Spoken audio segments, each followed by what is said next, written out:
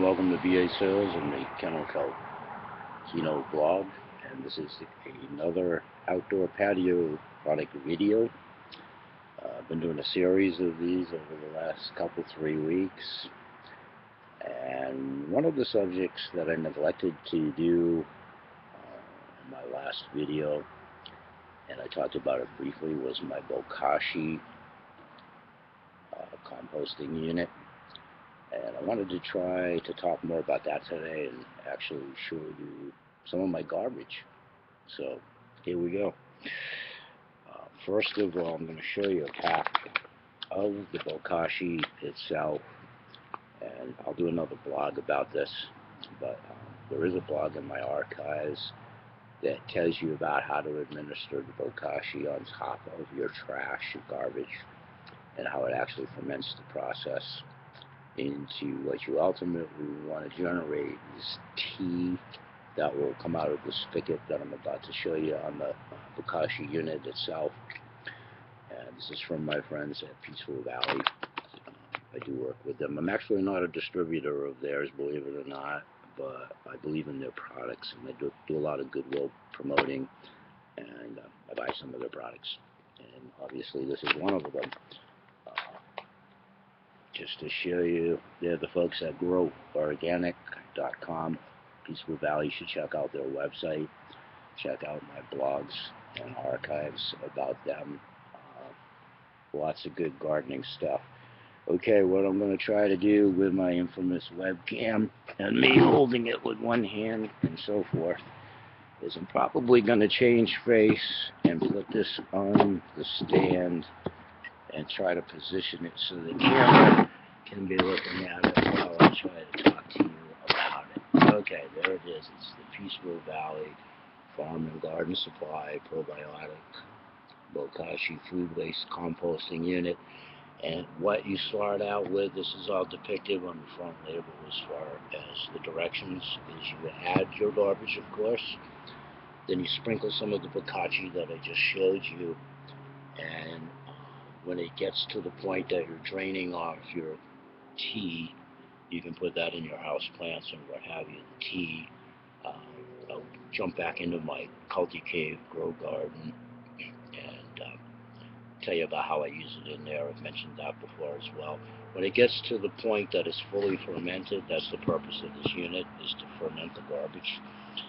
And you draw off the tea. Any large chunks in the way of like corn cobs or grapevines. I'm going to show you some of my trash here in a second. Once again, I'm out on my patio, so the background noise of my neighbors, bear with me. My buddy Tim next door is starting up his truck. I can help, no big deal. At that juncture, you would take out the heavier corn cob and grapevines and that type of thing, and that's what you would actually bury into your outdoor garden. You can check my last video. What I do is I feed it to my worms in the worm composting factory, and then there's an outside compost pile as well that I put the remnants in, and then what's left over with the larger chunk material, we'll actually put into the outdoor garden. So I'm going to try to rearrange the camera again and show you the inside of the unit. So hang tight for a second. Let's see if we can do this. Okay. Bear with me, it's pretty hard to do this webcam and do this all at the same time. Okay, that, when I can get the angle of the camera, hold on. Okay, that's the inside of the Bokashi unit with what I've already started for a couple weeks worth of garbage. And I'm about to add some more in, so I wanted to give you the premise of that, and I'll show you actually what I'm going to be dumping into the unit. Or actually, I did already dump it in. This is what I've dumped in. I cleaned out my refrigerator today, leftovers, expired stuff, just to show you what you can put in there. This is what was left of some pea soup. This was what was left of some chipotle sauce. None of this was major quantities, but just cleaning out the refrigerator, and in some cases they had gone by the due dates and what have you. So you can virtually put anything in the unit. That's what I'm trying to intimate here.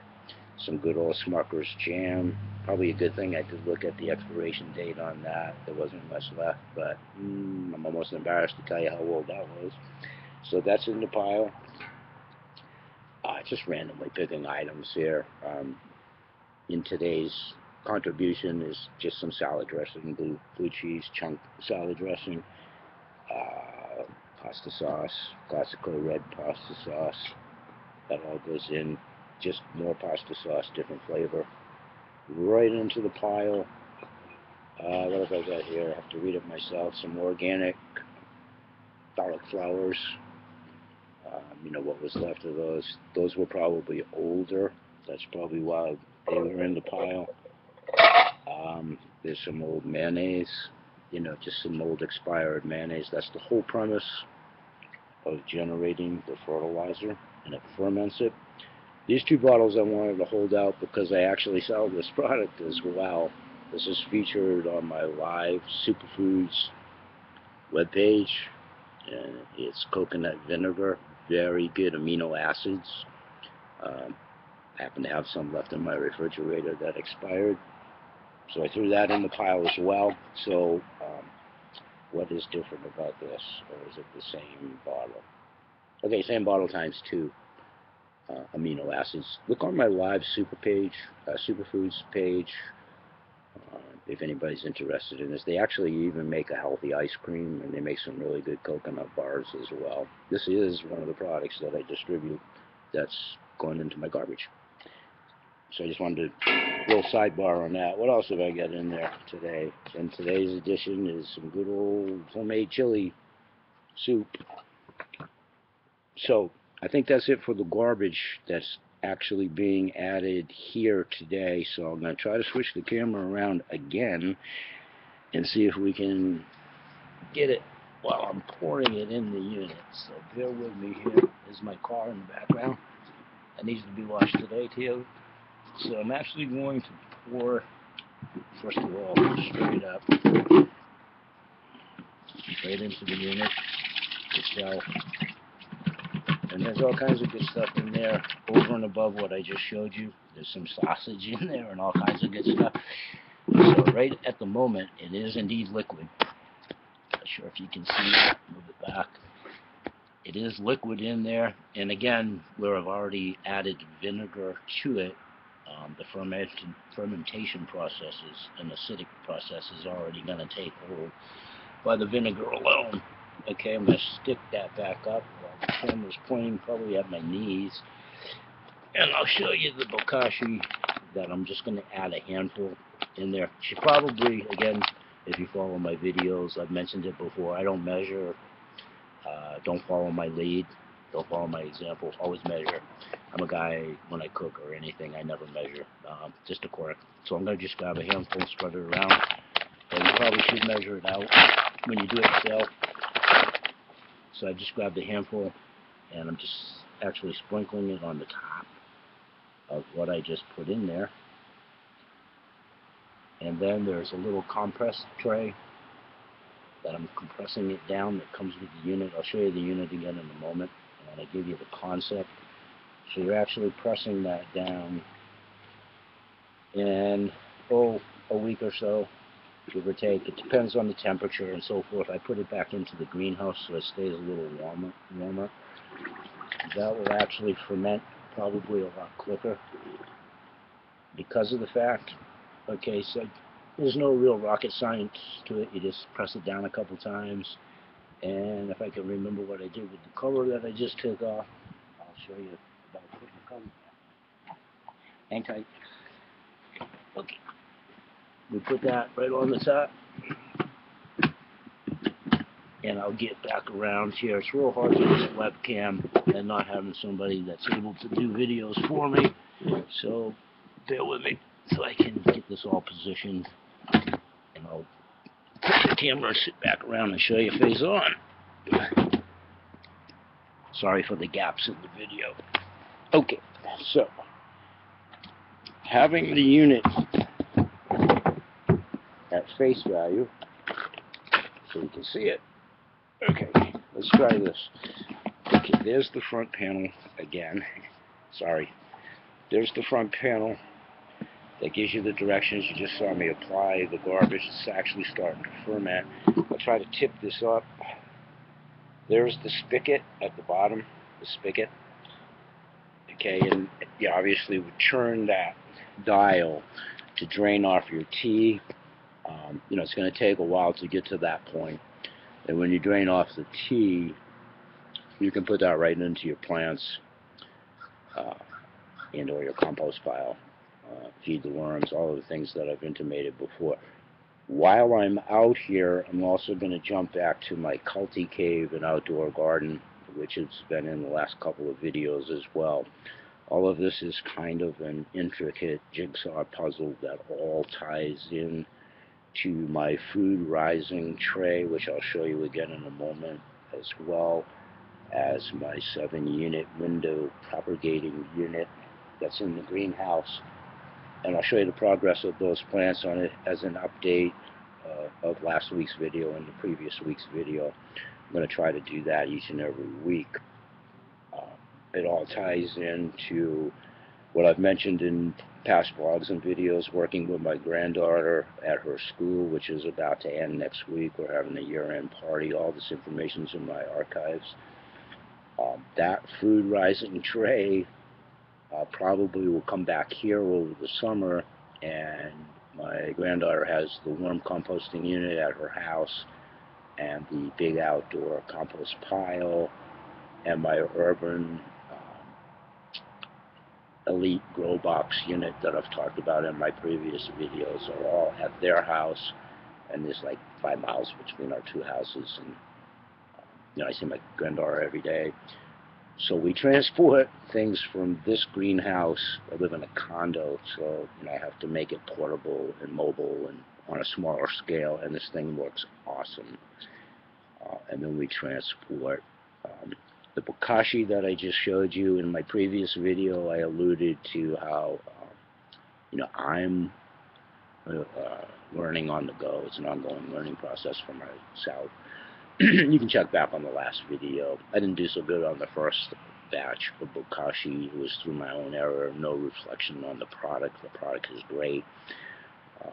Simply to recap the notes in that video, if you haven't seen it or don't care to check it out or whatever. Basically, my kelp and my diatomaceous earth that I put in after I put in too much of the Bokashi sufficed, and it still emulsified the garbage and chewed it up and so forth, but it just didn't generate tea because of the way that I misappropriated the Bokashi originally. So today, that's what I'm going to try to achieve moving forward. I'm not sure I'll have a great amount of progression by like next Saturday, when I'll target to do the update video, but we'll all see.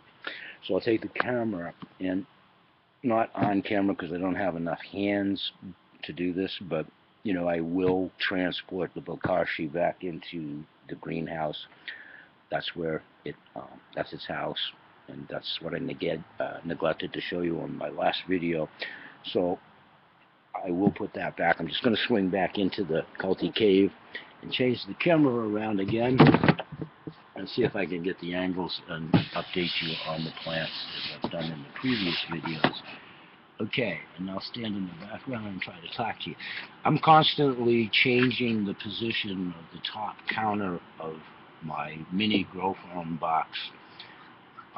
It has to do with a whole multitude of things. The way the sun sets in the back of my house, and the way the roof protrudes over the greenhouse, and the angle of the sun, and the lack of hot temperatures until very recently, etc., etc. So I have to reposition the plants. That's where the greenhouse comes in so well. It maintains the temperature and the heat. And I put it out here very early in the spring when we were still experiencing very cold weather.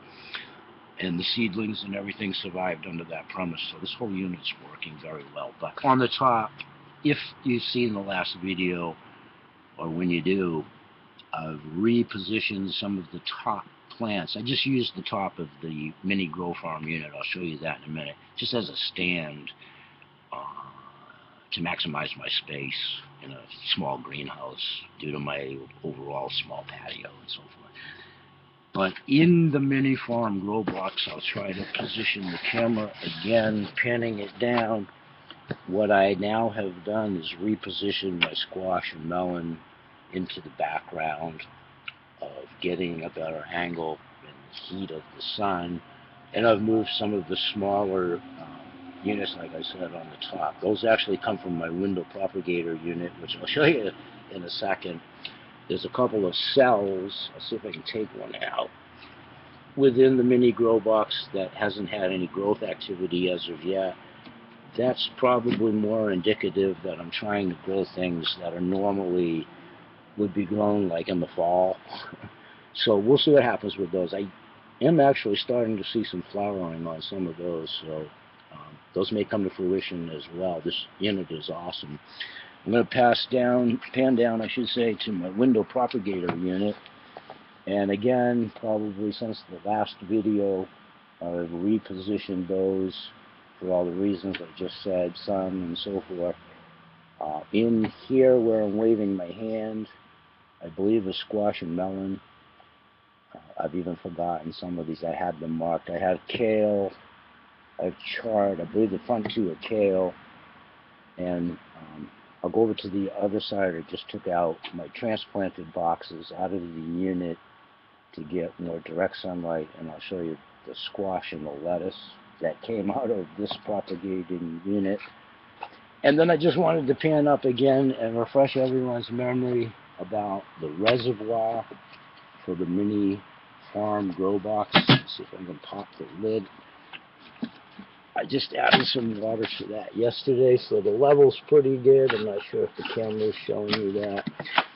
But again, the premise for those of you that might not be familiar, and there's a whole page on my website dedicated to this. This is the Food Rising Mini Tray Unit, invented by Mike Adams, the Health Ranger. For those of you that are familiar with his Natural News Network. And the tubing feeds down. I have the stuff in the way here is shelving for my other plants. The tubing actually goes into this unit. Again, all depicted on my website. And this time I'll see if I can lift the lid. Last week I had a little bit of trouble because I had too much stuff in the way. Okay, and I'm not sure again if with the lighting, but the water level is right where it should be, and you can probably see some root growth going right into the nutrient mix in the water. That's what the attribute of this unit does. It feeds from the bottom up, so the roots are getting the nutrients. And as you can see, my success ratio is pretty good, and here in Maine it's pretty nice today, and the last few days it's starting to finally get better weather-wise, but long story short, it's still unseasonably chilly for the date. So without this Culti cave unit, first of all, I never would have got the blooming that I've already got, and I would have never been able to maintain the growth of the plants in those adverse weather conditions. Okay, I'm shaking the camera all around. I apologize for that, but you probably lost lighting. It's real hard to do this holding the camera and trying to balance it around, so I'm going to stop it there. You probably get the basic gist of my point, and I'll update you more again next week. But the Bokashi unit, you want to keep in mind any trash, garbage, anything can be put into the unit. That's the premise of the unit, and that goes back to my BH Sales Healthy Meal Plan, which again ties into all of this: grow your own food, survival. The world situation is getting more tenuous day by day. I don't want to get too sidetracked on that, but that's all part and parcel of what this is all about as well. And generating your own food, controlling food costs. Check out my blog today. There's more about my cost savings plans, my group savings plans, my BH Sales Healthy Meal Plan. It all ties in to volume savings and saving people money So that's it for today. And always remember that BH Sales promotes good health in all humans and animals.